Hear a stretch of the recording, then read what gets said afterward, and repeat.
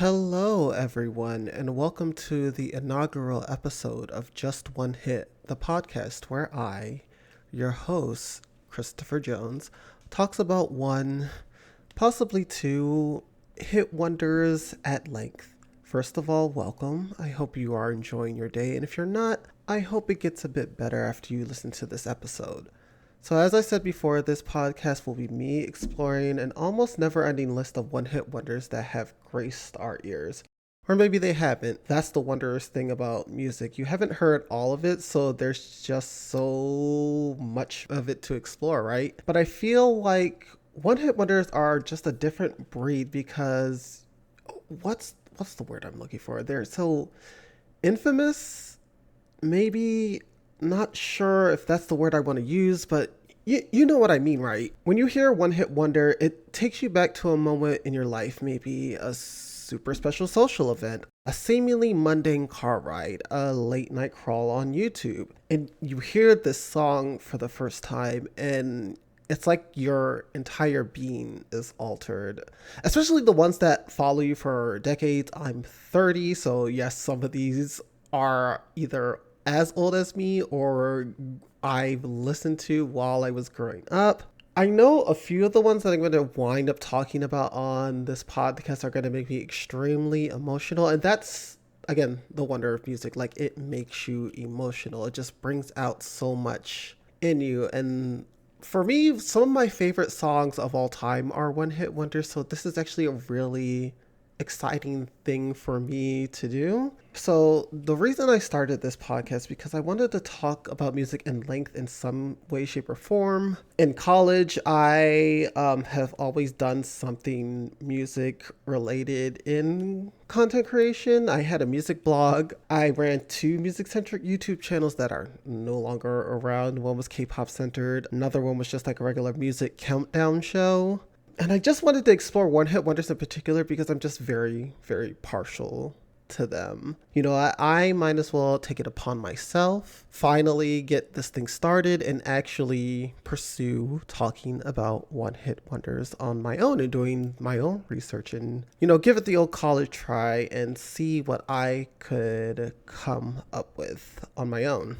There are two more things I want to add before we get started with the podcast proper. First thing, some of the hits that I talk about on this podcast may not be hits in like the traditional top 50, top 30, top 40 sense. Because I know there's like one particular song I'm going to be talking about later on down the line that was like a big internet hit last year, and it caused this group's music to skyrocket on streaming sites and on YouTube, but it didn't translate into actual traditional charting success. So needless to say, just prepare for the unconventional on this podcast. In addition, I'll only be covering one hit wonders that are 10 years old or older. So from 2013 on down is what I'm going to be covering for one hit wonders because, sometimes you can get a hit later on down the line. Like even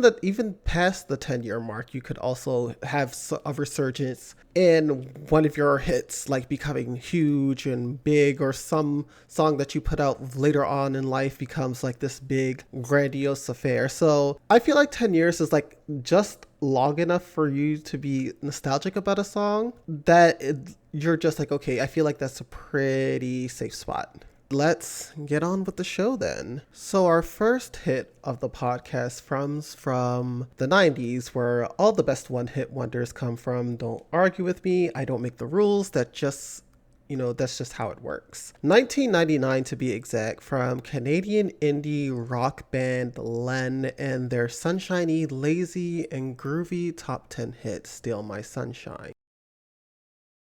This is also one of the few times where a hit has been derived from a previous one-hit wonder, but we will get into that momentarily. LEN is comprised of siblings Mark and Sharon Costanzo. Hopefully I'm pronouncing that correctly. They're the band's two main anchors. They've always been a part of the LEN project, and then there have been a number of rotating members, but for the sake of pinpointing who was there when Steal My Sunshine was like the big hit, we're going to tack on Derek D. Rock McKenzie, Brian DJ Moves Higgins, Philip Planet P. Ray, and Drunk Nest Monster.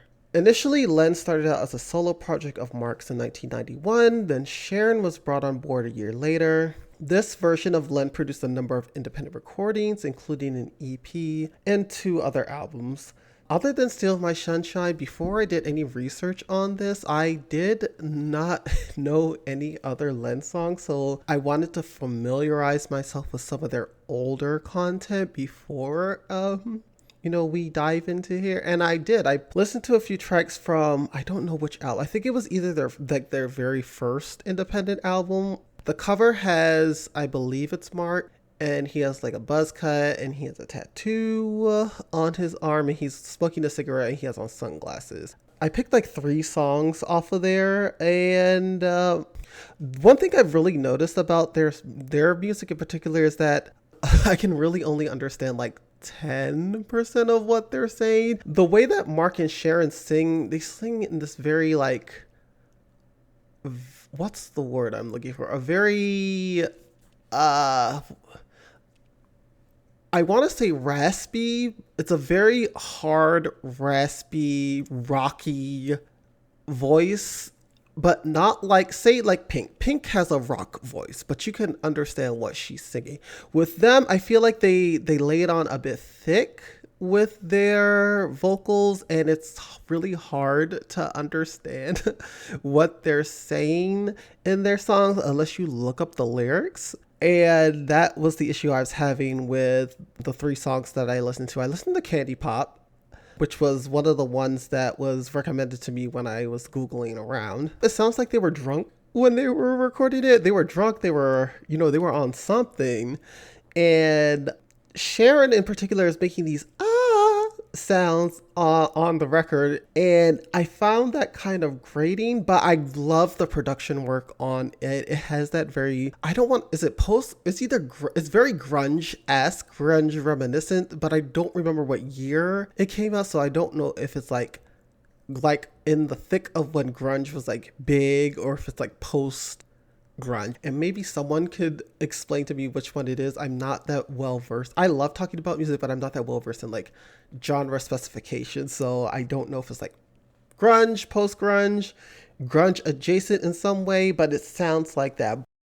I can kind of just tune out their singing and just treat it as part of the production in a sense, and I mean, I still enjoyed the song. Another song that I listened to was Wiggle, which Wiggle is very, I'm going to say like lyrically, very much jam session, because the song opens up with Mark singing, "Hey Drew, you're smelling your dump too. Why don't you close the washroom door?" And it also has like this Casio preset sounding thing going on in the background that's just also grating. I think that's going to be the recurring theme with LEN as a band, is that their music, though, it can be catchy, it can also be grating. So I can see why certain people would not enjoy LEN's music if you don't like your nerves being grated when you listen to certain things. Again, it gives a jam session vibe. But I'm not going to hold it against the song because this is an independent release. They were probably just like, let's jam out for a bit. Whatever comes to mind, we'll sing it and we'll throw it on the record. And the third song I listened to was Jerry's Dead, which was my favorite of the 3 songs I had listened to. It's very angsty and it's rougher around the edges in all facets. Gish era Smashing Pumpkins if Greg Alexander from New Radicals was singing on the song, probably like pre or even like during New Radicals. If you listen to maybe Your Brainwash 2 by New Radicals, they have a very experimental vocal and songwriting style, and that's what it reminded me of. These independent releases didn't really do too much for the band's profile in Canada. Billboard lists the sales for each of their albums around 10 to 15,000 copies, which if you look at numbers today, that would be actually kind of doing something, especially with the advent of like SPS equivalency. Remember, this is like back in the 90s though, and this was independence. And I don't know if they were shopping around these albums for like a major label signage, because it gets a little murky after those two independent releases. But I know eventually they signed to the now defunct Sony Music subsidiary Work Records. It was the home of acts like Jamiroquai, Sponge, and Fiona Apple.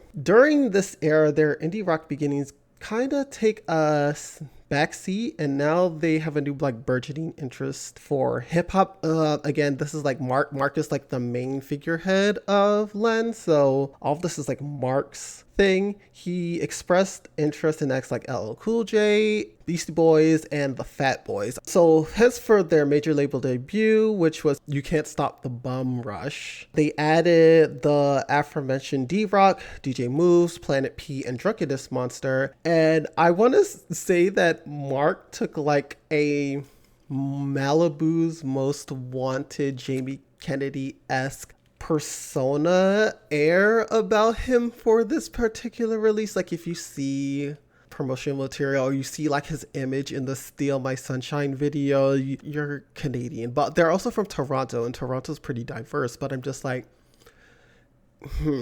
this is a very interesting pivot for your major label debut. The way that the song was conceived was really not what I had expected when I was going through the research, but this is what I found from a blurb in The Guardian analyzing the song back in 2014. Mark states that he was at this huge 3-day rave and he ended up partying. We went back to my house and Brandon Canning from Broken Social Scene was DJing and played More by Andrea True Connection. I ended up sampling it that morning and looped it. It sounded great. Somewhere in the next couple of days, I recorded it. I knew Derek Willoughby from Sum 41 was there in the room when I put down the lyrics. It's just a song about what happened that night at the party.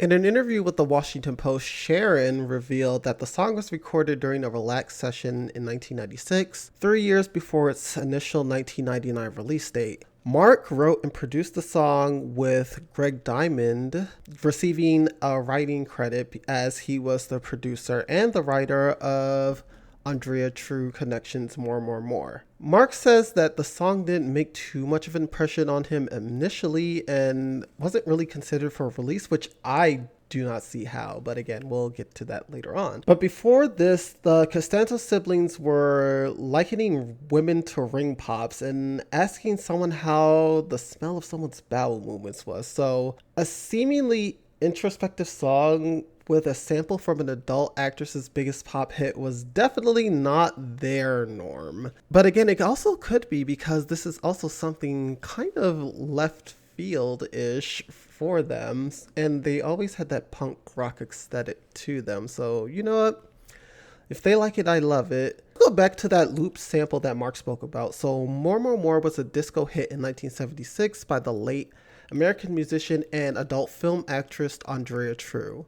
The song hit number 4 in the US and number 1 in Canada. Again, this is one of the rare cases where the one-hit wonder caused another one-hit wonder to be born out of it as well. The sample starts at around the 2:19 mark of the 3-minute single version. So what exactly happened at this epic 3-day rager that they were talking about? Because in that Guardian blurb, they didn't really explain too much about what was going on. They just said it was a 3-day rager. And the way that the song is so laid back, it didn't really give a 3-day rager. It gave Sunny Day at the Beach. So I had to look at the lyrics because again, I really couldn't understand what they were saying in the song aside from some of the stuff in the chorus. And listening to it, I'm just like, it's very mundane in terms of like ragers. It's not like I Love College by Asher Roth mundane, which is Caucasian frat freshman party core, but it also isn't party girl, drunk in the bathtub, missing my boot, Kesha levels of trashy either. It's more the aftermath of this particular party. Mark being under the influence of some sort of drug or alcohol or possibly some crossfade action going on, and Sharon drinking a slushie at a party under the guise of people who don't seem to like her too much or she doesn't like them too much. If I were just to read the lyrics, I would feel pretty miserable just with this song, but it's the production. It has such a bright and cheery disposition that I'm definitely not paying attention to the Costanzo siblings lamenting their existence after or during this party. I'm nodding my head and shaking my hips, or I'm skating with my Walkman while the sun is shining and sweat is beading on my forehead, and I think this song may have hey ya'd me in a sense. Now, I don't think I came up with this term, but it's more or less a more modern phenomenon. Being hey ya'd is when a song that appears very upbeat and happy and like danceable, but once you actually read the lyrics, you realize the song's actually really bleak and kind of depressing. Hey Ya is about having lost love and the ending of a relationship, but we're too busy shaking it like a Polaroid picture to notice the turmoil. I mean, and that's that's exactly the feeling. And I feel like the energy that this song, "Steal My Sunshine," also gives. "Steal My Sunshine" also has like this trance like effect on me, and I think that comes from the sonar sound in the background. I don't know if it's like a sonar, I don't know if it's like a metronome, but it has that, it goes da-doom doo doo-doom doo doo-doom doo doo-doom doo. And despite the somber nature of the song's lyrics, you can't just help but feel very happy. And the only other song that I could think of to compare to this, like right on the spot, is Classic by the Knox featuring Powers. That came out in 2014. It definitely should have been a bigger hit. It should have blown up, but the closest that we got to it was it being in, I think, WNBA commercials during like their finals. Highly recommend you listen to that, or just the Knox like first full-length album in general. They make really good music. I think the song also hit at the right time. It was released as a single June 22nd, 1999, and with the song's bright production and the laid back, and that's putting it, I guess, generously, laid back performance of both Sharon and Mark, it was the song of the summer. It peaked in the top 10 of their native Canada, Ireland, Australia, Scotland, and of course here in US of A, where it peaked at number 9 in September of that year. It also had the benefit of being included on the soundtrack of the 1999 cult classic Go, starring Timothy Olyphant and Dawson's Creek's Katie Holmes. During its popularity and also retrospectively, critics enjoyed Steal My Sunshine, and is considered to be one of the quintessential summer hits. Ranked number 3 on the now defunct Pass and Jot poll, number 13 in Stylist magazine's top 50 one-hit wonders, and number 33 on Rolling Stone's best summer songs of all time. And Mark seems to wear his one-hit wonder badge with honor. In the same Guardian profile, he had this to say: "When I hear the song now, it makes me laugh. It makes me smile. It takes me back to that time. I know how I felt. When people play, I dance to it. 2 weeks ago, I ended up at a bar and it was a karaoke night and Still My Sunshine was in the book. So I said, let's do it. I'm going to London soon, so if anyone wants to call me up, I'll fucking show up at the house and I'll sing the song." I think that's actually really cool because, you know, there are a lot of people who kind of regret having the one hit at all. It overshadows their rest of their work, despite, you know, how either great the rest of their work is. They're only known for this particular song, and that's all people seem to care about, unless you happen to be like a really like deep fan who knows other things about some. Like me, before I did this research, this was the only song that I knew by the group. But doing the research, I found more songs that I've actually liked, and I'm probably going to go back and listen to more of those independent releases, maybe even some of the later work. You Can't Stop the Bum Rush was not the only album they released, I think, under Work Records. They released another one, but it didn't fare as well. And then they kept releasing other stuff independently after that. I remember hearing Steal My Sunshine when I was a kid, but I wasn't in cars that often or around radios too much in 1999. I also was like 7. Was I 7 in 1999? 7 or 8? No, 7. I was 7 years old in 1999. So I didn't really truly experience like the hold that Steal My Sunshine had on the general public during that summer. But I did get obsessed with it during like my sophomore and senior years of college. So I got re-obsessed with it like 3 times within my adult life. First, my sophomore year of college, when I rediscovered the song because the chorus came into my mind randomly. Like I was sitting in a common room couch, and for some reason that just kept popping into the mind. I know it's done for me if you steal my sunshine. And I was just like, who sings that song? Why is this random song just popping into my mind now? Quickly Googled the lyrics and I was just like, oh yeah, it's this. So I spent the good second semester, the good half of my second semester, just walking back and forth to class, listening to this song. I also got obsessed with the song my senior year as well. I don't know why in particular. I just don't know why. And it wasn't like, oh, I forgot about this song. It was just like I just was feeling the song again. And then I got re obsessed with it again in 2020 when another one hit wonder, Fatboy Slim's Praise You, was featured in a Grubhub ad. Both of those songs came out in 1999, so I guess I had a connection between that song and Steal My Sunshine. So I was listening to Praise You and I was listening to Steal My Sunshine simultaneously. Both of those were in the same month, September of 2020, because I went back and I checked my last FM stats, and I was just like, okay, we're gonna be talking about Praise You later on down the line. I just don't know when, because I already have like my first 10 things lined up already. So maybe after those first 10 are out, we'll talk about Praise You. Really surprised that this song hasn't made its way back into public consciousness like via TikTok. I feel like the Sonar-esque sound in the song really would lend itself to a trend, or even like having people, when it becomes summer, have people skating, kind of like how that guy who was skateboarding to Dreams by Fleetwood Mac kind of became a thing and emerged that song back into the public consciousness. But again, it's Fleetwood Mac. Fleetwood Mac will find some way to just re-enter the public consciousness whether we like it or not. I love Fleetwood Mac, by the way, and just people just vibing to the song on TikTok would be lovely. I just don't want them to speed it up. That's some songs just do not need to be really like sped up. Like they're fine at the tempo that they are. But other than that, I think that's where we're going to end our first episode. I'm glad I was able to take you down memory lane for this one, or if this is your first experience to Steal My Sunshine, I hope you take a listen to the song in full and tell me how you feel about it. If you made it this far, how about listening to the next episode, which should be available now? I hope you enjoyed, and I will catch you on the flip side. Bye.